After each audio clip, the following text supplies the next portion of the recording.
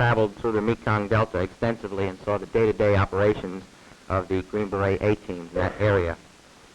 Among the things I witnessed there were the murder of not one or two, but 12 Vietnamese or Viet Cong prisoners by being pushed from 2 helicopters over the Mekong Delta, some 4,000 feet. This happened in November of 1963. I also witnessed python snake torture, the use of python snakes to torture detainees to soften them up, torture by use of urinated water, electrical torture, and the use of barbed wire prison cages about the size of a coffin where naked prisoners were kept overnight, 24 hours. I know that Rusty Calley is a scapegoat and victim of national war policy. During my 4 years as a cadet at the United States Military Academy at West Point, I received no meaningful instruction whatever on the rules of land warfare. And now the Army brass is cynically telling us that Rusty Calley, our brother Vietnam veteran, should have known what these rules were.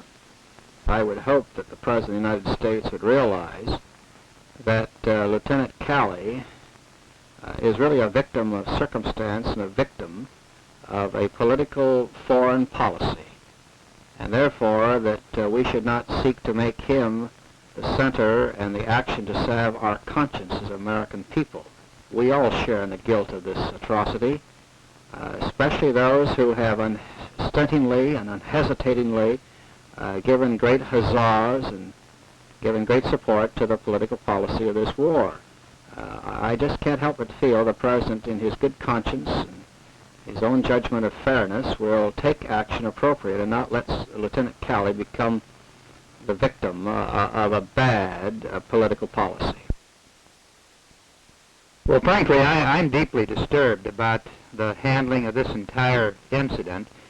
If what Lieutenant Calley did was wrong, and I'm not arguing that issue, then the bombing and shelling of villages all across Indochina was wrong. If we start this business of singling out individual men for responsibility for the war and for what has gone on, we could end up trying everybody from the President on down. Now, instead of looking for scapegoats and war criminals, what we ought to be doing is concentrating on ending this war, bringing every American out of their lock, stock, and barrel before the end of this year.